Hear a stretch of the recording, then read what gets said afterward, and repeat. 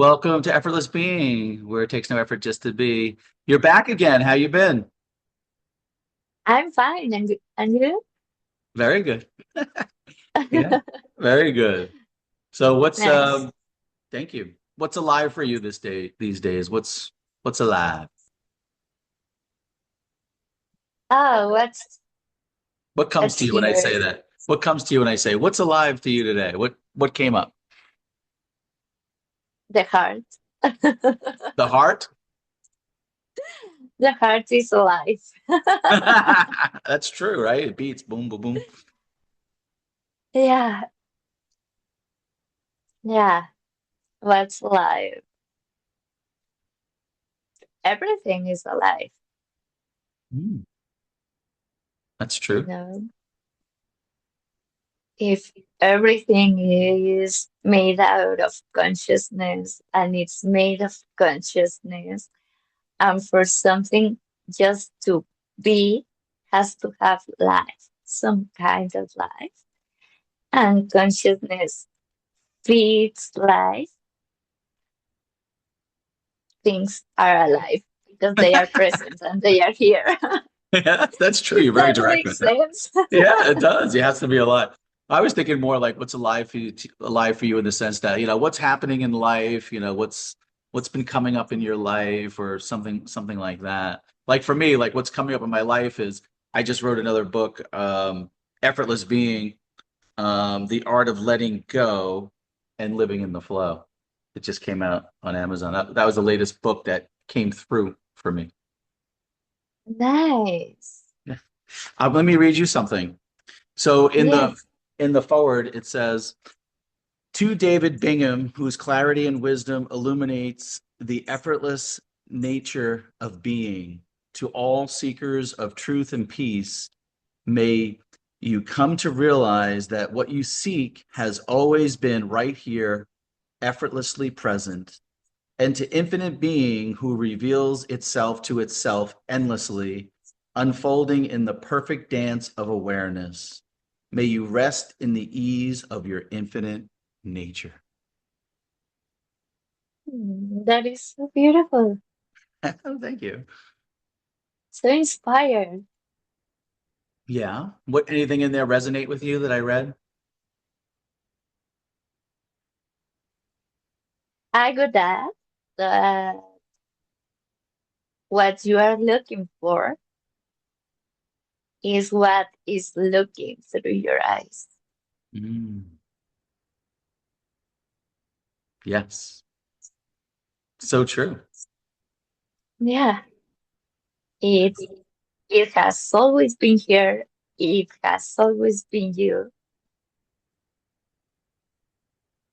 Yeah, a lot of people are looking outward out there to find, what am I?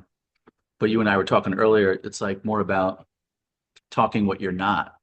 When you're realizing that you're not your thoughts, you're not your mind, you're not even just this physical body. Remember we were talking about that? Yeah. Yes, we are so used to put our attention on something, whether it is uh, what's happening right now, on someone, on feelings, on story the mind is telling, on work, on something, you know, and that's why you kind of lose yourself or forget about who you are because your intention is always on stuff instead of, oh, I am the experiencer and I am the consciousness and I can play around with all of these things that are here for me to play. And we don't realize how we use whether it's feelings, stories, the body. And using isn't a bad word. It's just I have to have this body in order for me to experience this world, you know? Yeah. And using it isn't bad, it's my tool. It's a tool for me to live in this world. Um, for me to be aware of a point of view, a particular point of view, but that doesn't mean that I can relax my attention and put it where value is, you know, Yeah. because true value is in yourself, and yourself isn't a mental image of who you think you are, but who you really are. That's the true treasure. So how did you discover what you are?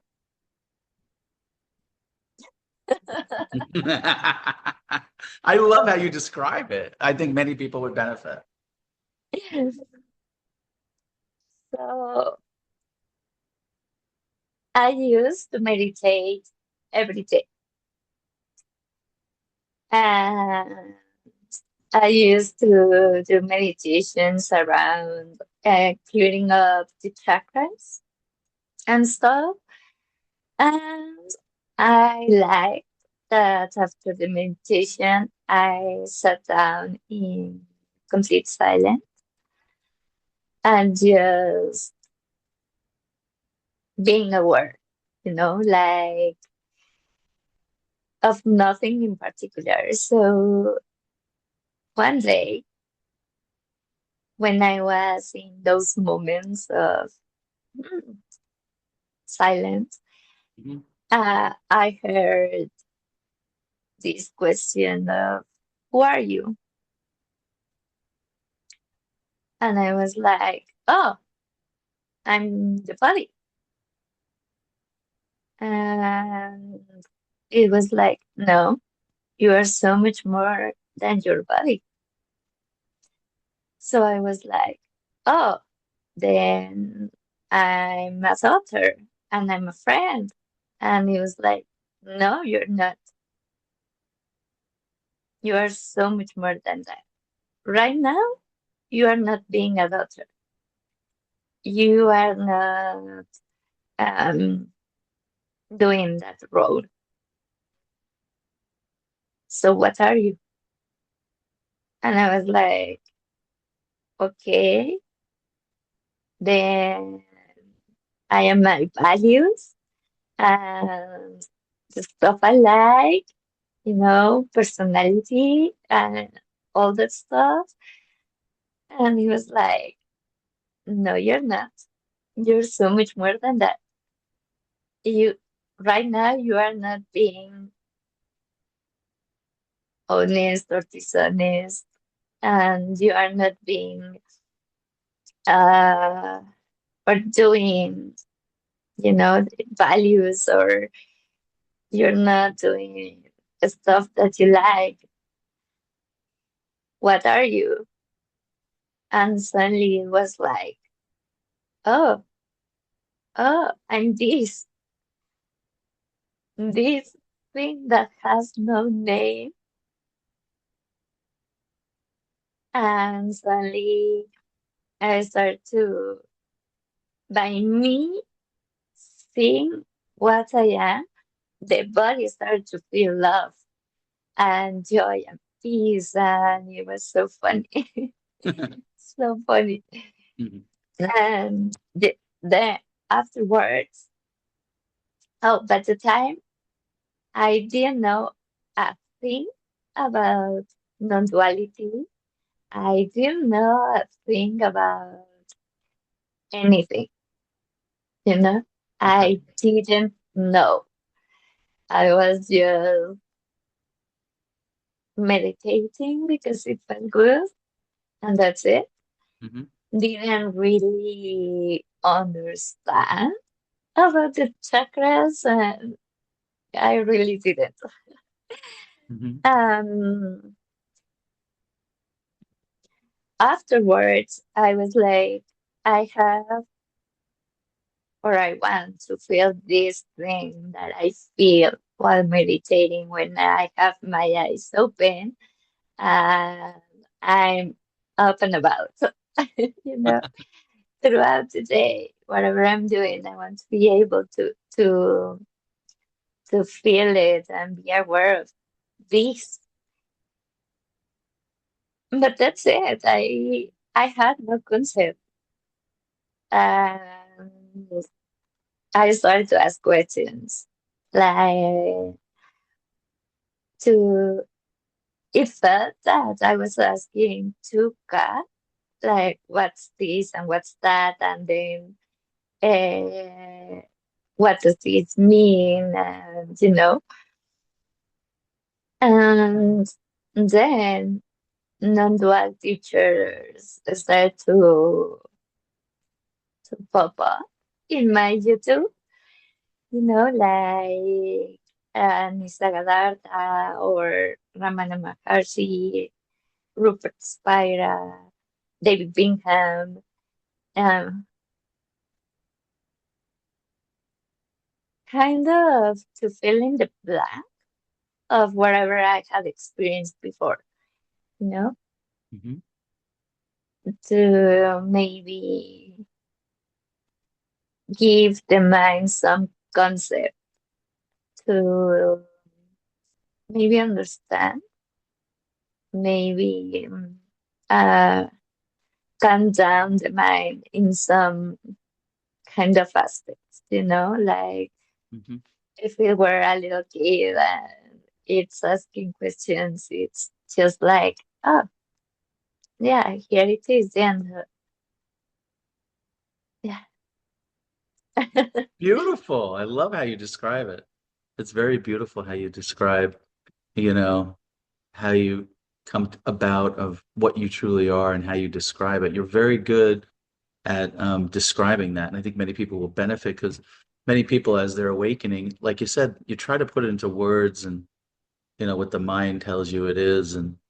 But it's almost like you said, it's like experiencing it, for yourself and seeing what that is, that anything we look out there, it's not it, because at the end of the day, like the way I experience it is like where there's space of beingness, of impersonal beingness, where everything's coming up and going, but we always remain as the permanent, infinite being that we are.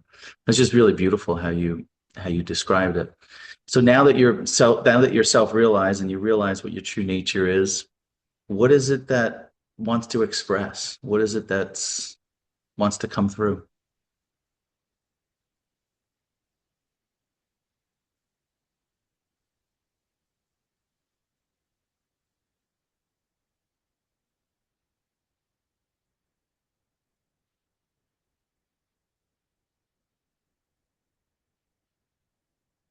That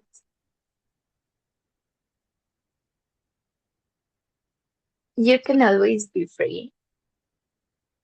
You are free right now, and there's nothing to do.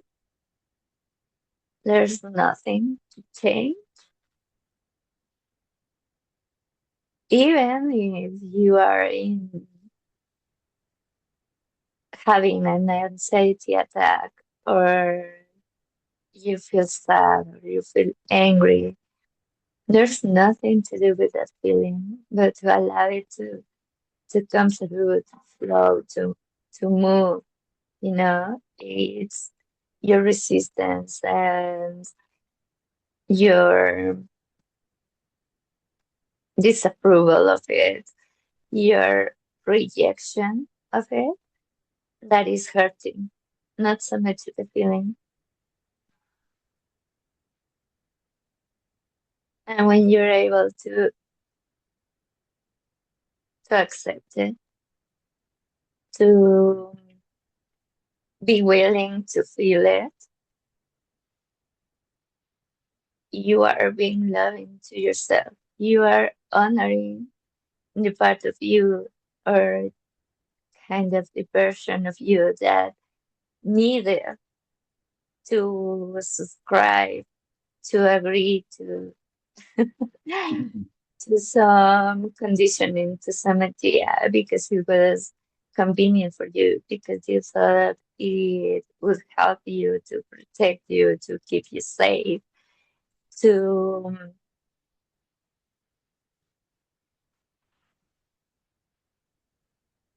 not take some risk.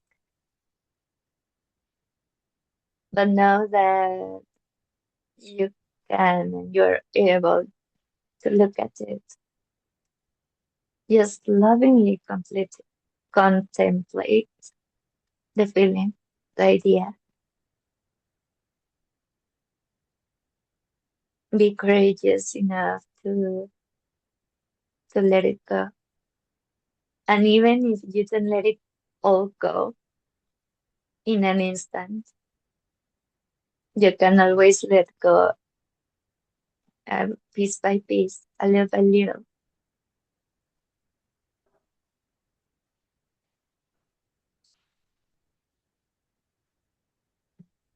Don't be scared.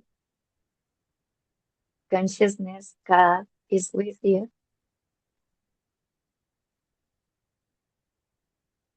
is you,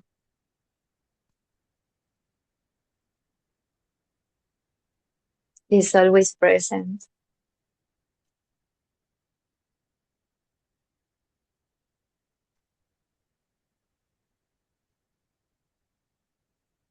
Some people are scared of love because we have learned that love is conditioned. I love you when you do this, when you do that, or when you fulfill my expectations about you, and when you behave how I want. So it's like, in some way, love isn't trustworthy because it's always changing. It's not safe. But true love, God's love, is unconditioned, is truthful, faithful, forever lasting. He doesn't change his mind about you. He doesn't look at you as unworthy or undeserving. He looks at you as the most beautiful thing he has ever created. He looks at you with so much love and compassion. That's beautiful. And no matter what, he loves you. You are his treasure. You are your own treasure. Be brave to see the beautiful being that you are. It's all that takes bravery to see you. And you are brave and you are love. Oh my God, there's so much love. You have no idea. So loved, so treasured, so valued.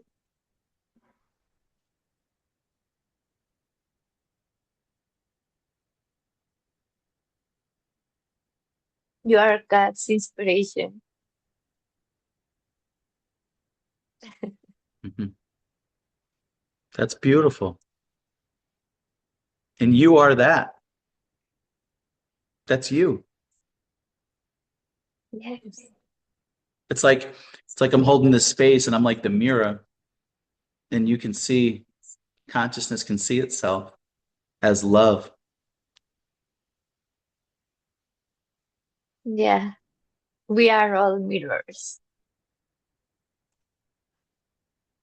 Mirrors. We're all mirrors of the love of consciousness that consciousness is that we are. We're not separate from consciousness. We are that. We We are. are that. We all are that. That's being.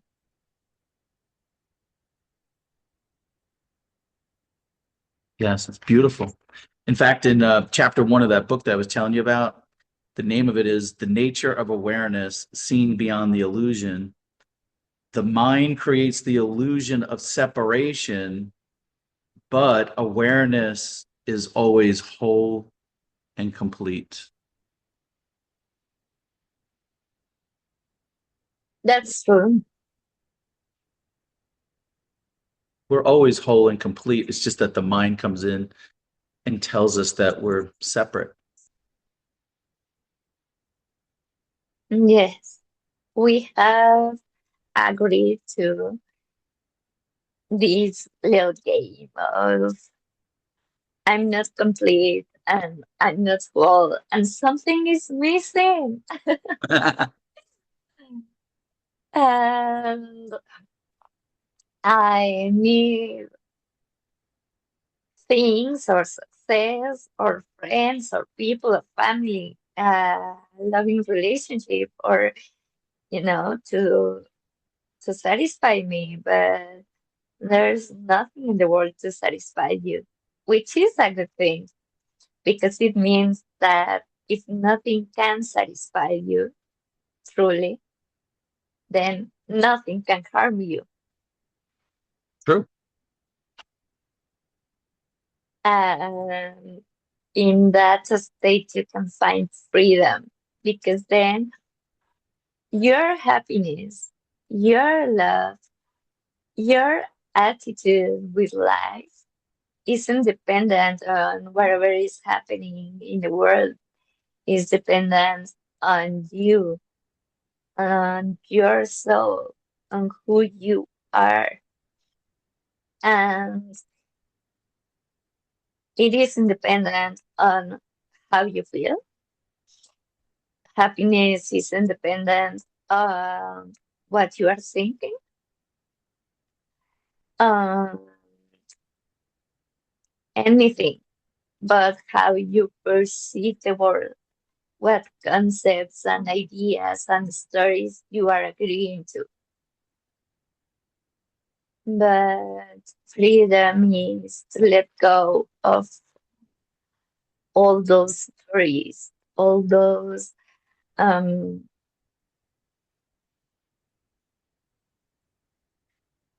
disapprovements of, oh, I shouldn't feel this way, Mhm. or this should happen, this should be this way, or to be successful means to have millions of dollars that, I don't know, working from 9 to 7 and it- having all day, every day, so much work and, calls and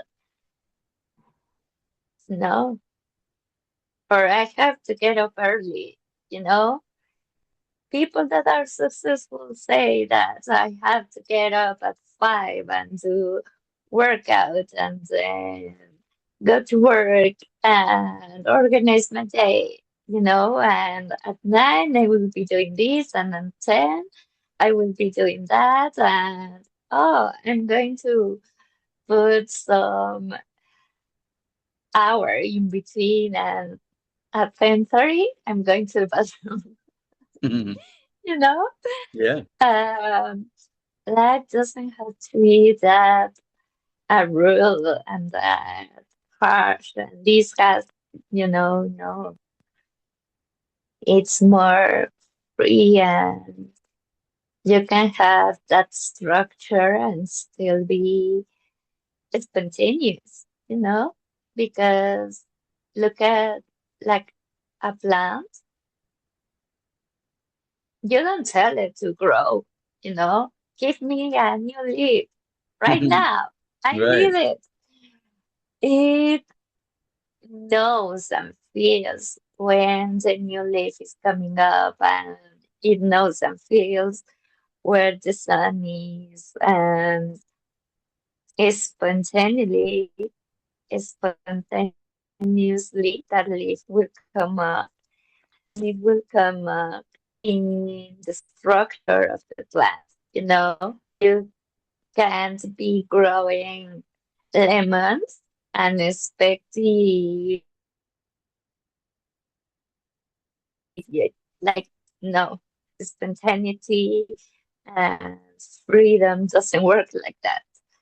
You Right. know, a tree of lemons will always give you lemons, and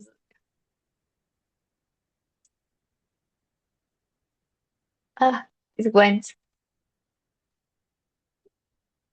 It reminds me of something in chapter 2, the power of inspiration, letting life live through you. Effort is not required when life is flowing through you. Inspiration is the effortless movement of being.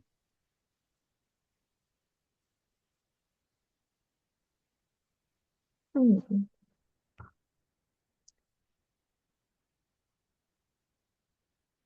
yeah,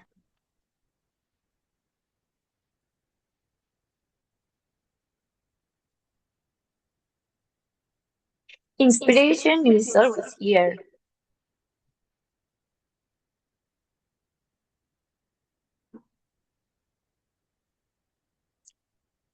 You can always get inspired to do things, to know something. It's just about to be open for inspiration. Mhm. And that whole phrase, it's like when you feel you want to do something, it feels effortless, you know? Like, oh, it's so hot. I feel like having a cold popsicle, and suddenly the popsicle pops up in the air, and I want it, and I will have to go out and walk some blocks and buy the popsicle. You may think that's effort. You're walking. You're going to ask, you're going to pay, and then you'll have to come back. The thing about effortless being is not that it doesn't move. It moves with ease, and that's effortless. It moves through inspiration, you know. And this inspiration, this intuitive knowledge isn't something that you have to get. It's just here. It rises. It's always rising. It's just kind of peaceful and more silent. And it isn't pushy in no way, shape, or form. Inspiration can be pushy. If you have some thought, some idea that feels pushy, that's ego, that's the mind, and that's conditioning. But the effortless that Rob is talking about is this peaceful, calm, loving knowing, loving sensation of, oh, it could be so good to whatever you feel inspired to do.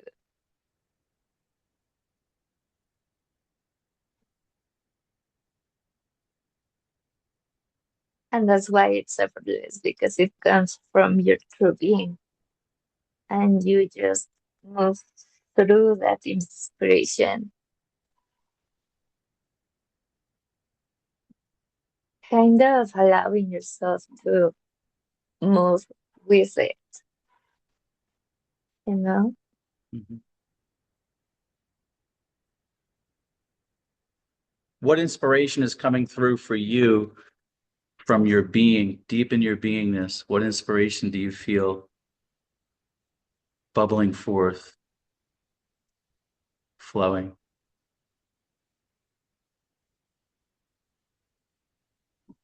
Like in life, in Yes, life.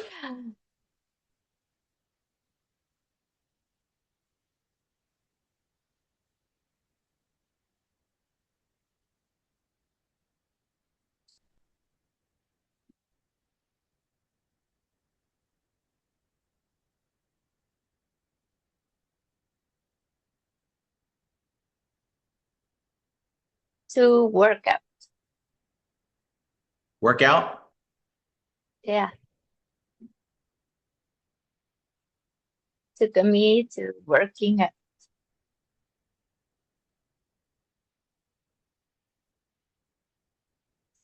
to, but it's part of this taking care of the body and nurturing the body. Not because, oh, I have to be healthy or it's what doctors say I have to do to be healthy.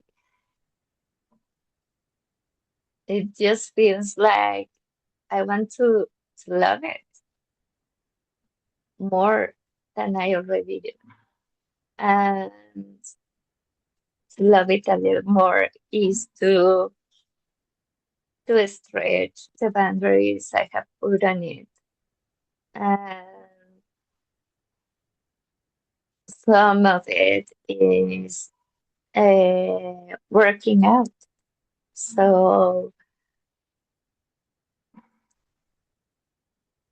it feels like inspiration to want to work out and nurture it.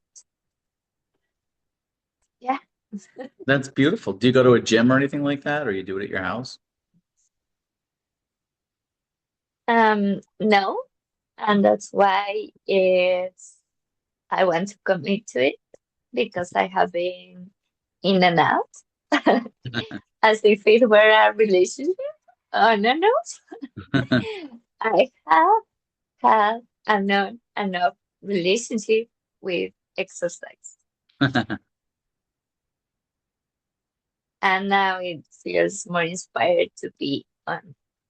That's great. Yeah. Okay, the next thing.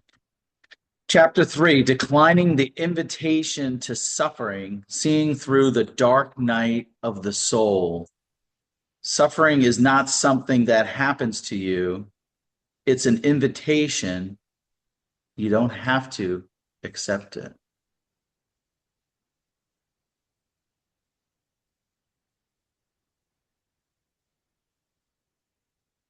Yeah.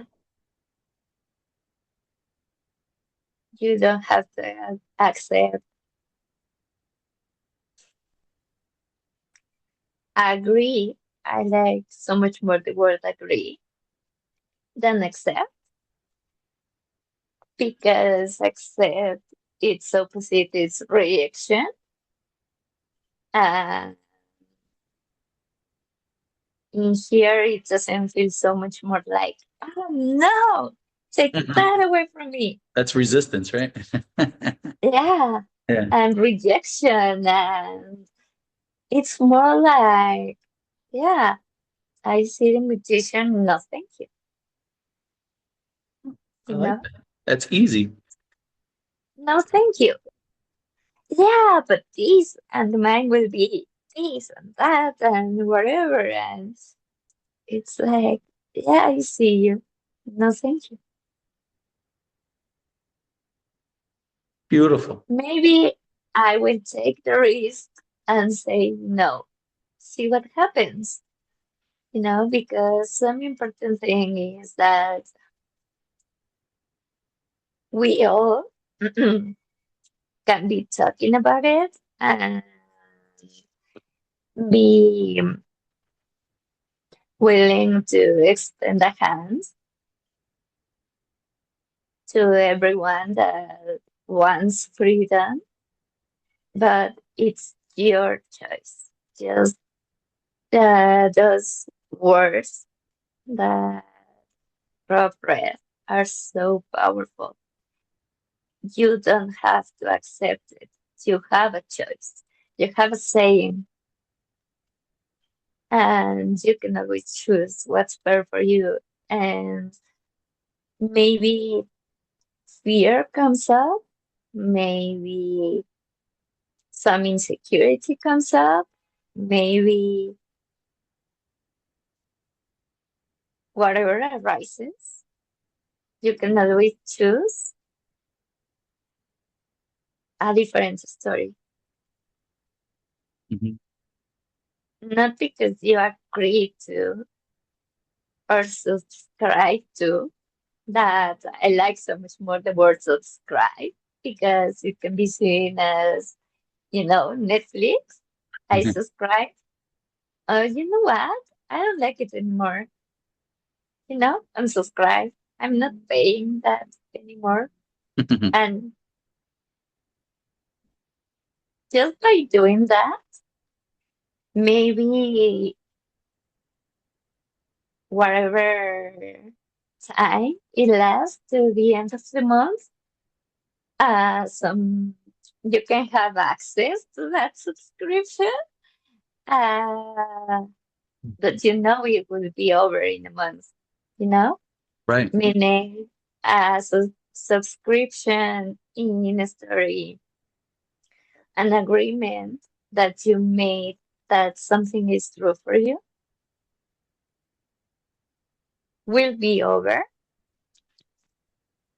when all the thoughts and the story and the feelings are seen and felt and allowed to pass through you, you know? Don't do anything with them.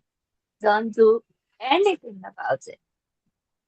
And if you were to do something, is to love them, love their presence, because you are the being that is aware of it. Second, what do? You step aside and allow the thing to flow and move in the body and just go, you know. Mhm. I heard this analogy that it's so good. If you open the door and a dog wants to come out, it will run so fast. You only step aside and allow the dog to go through the door. Because if you step in, you're going to be, pushed by the dog. Mhm. But if you step aside, it will just run, you know, it will Yes. pass. And yeah, Very good. All right, let me read you this. Prioritizing your well-being. This is chapter 4. Prioritizing your well-being, living lightly. When you make your well-being your priority, life aligns effortlessly.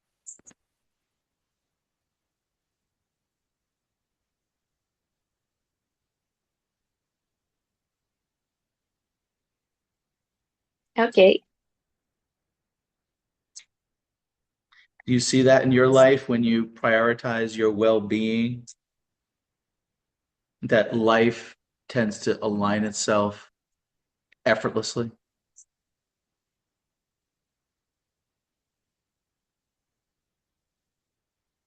Um, I will have to disagree. um, Not because it is bad, but because my priority is happiness or being myself Hmm. or being imperturbable. You know, that this happiness that I am, this love that I am, is independent on something or someone. And maybe if I call that my well being, Yeah. or if I translate well being by meaning that, yes, I will have to agree with you. But if well being uh, can be interpreted also as whatever the ego or the mind thinks will be well for you, which is not necessarily the same thing Right. that is for spirit. Um, so that's why, like, if you're prioritizing the definition of well-being that the ego gives you, then no.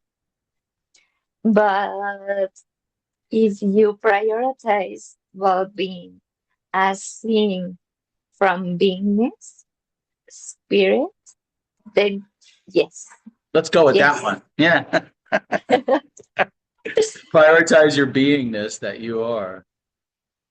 You know, the beingness itself, when we look at it, it's whole, it's complete, it has everything already. And really don't need to add anything to it. It's full. But you couldn't add anything to it, which is good because you can't take anything from it. No, neither you can add nor erase, take off something from it, so you can never lose anything. Like really, really, really, but it takes bravery, willingness, openness to see it, and some inner work to be able to see it. But the moment you see it, like it will change everything. Mhm. Love that. Here's another one. How about this one? The dualistic realm is optional.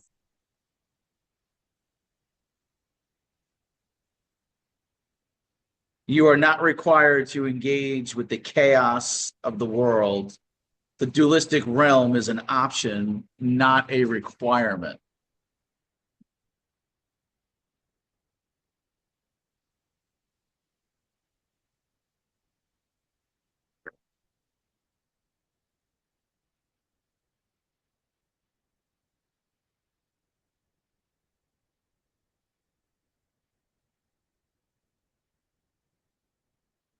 While we live in a world that's to us, you know, um, there's hot and cold, and there's black and white, and there's young and old.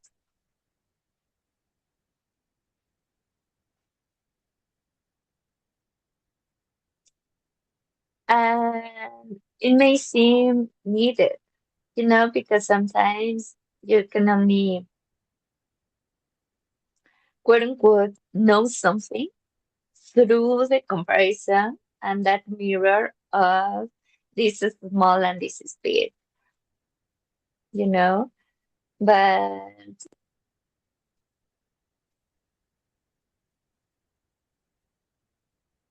those adjectives doesn't have to be that strict and that rigid and that, it's not required for you to go into a judgment of what small is and what big is.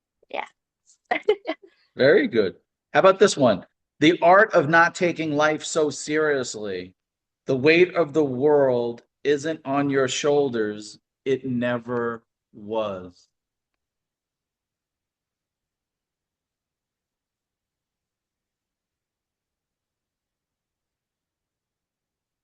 Yeah.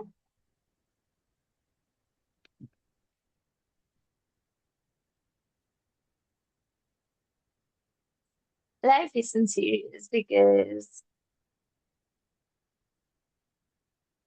it's a story. And you always have the power to choose the stories that you subscribe to. And you have always the power to choose what happens next.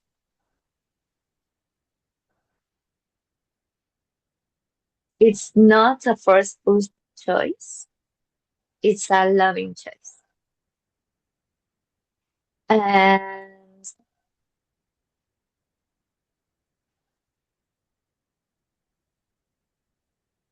when you are being loving, truly loving, then it's simple. It's simple. All you have to do is love. Like, really, take the risk, put it into a test, like be the scientist in your life. If they are telling me that life is simple and it will be simple if I am loving, what will happen if for a month I start to behave loving to myself and everything and everyone around? Put it to a test. You don't have to believe me. You don't have to believe Rob. You don't have to believe anyone. You can test it yourself. And then you'll see how life is really simple. Oh, I don't have to work it out in my mind. I don't have to figure it out. I don't have to overthink and analyze and do all these Mhm. steps to make a choice, to make a decision, because we're so used to doing that. It is so much more simple to just even ask, like, God guide me. What's the best option? And He will inspire you. He will tell you, and just trust in the answer. And it's that simple. You are doing nothing. You are just allowing the answer to come to you Beautiful. in a way. That's so beautiful. Thank you so much for taking the time to go through this with me. I think many people will benefit. Sometimes people actually they'll message me or whatever and be like, hey, can we get on a Zoom call and talk about something? And sometimes they ask, hey, can I do that with whoever you interviewed with? Would you be interested in something like that if somebody like wanted to come on and talk with us, like ask us anything and join like a Zoom call? Is that something you'd be open to? Yeah, Okay, good. yes, it would be nice. All right, I'll put that out there to the audience, whoever's listening. If anyone wants to jump on a Zoom call with us, just go ahead and email me and let me know, and we can arrange something that we can do that. This way, people can come in and ask their direct questions. Ask us anything they want. Yeah, We can it make a would be nice, nice. yeah, we can make like a space for people to come and express that. Yeah, All right, we'll end with that I'm invitation. open for whatever questions you want to do, I'm open to answer. Perfect. So yeah, it sounds good. I think that would be very good. Very helpful to people. And it's nice. So we'll put that invitation out there. We've made ourselves available for people to go ahead and just go ahead and email me and let me know. And then we'll take it from there and get it all arranged. Nice. Great way to end the call. Thank you so much for your beautiful answers and the beautiful being that you are. It's much appreciated. Thank you, likewise. Thank you. Glenn.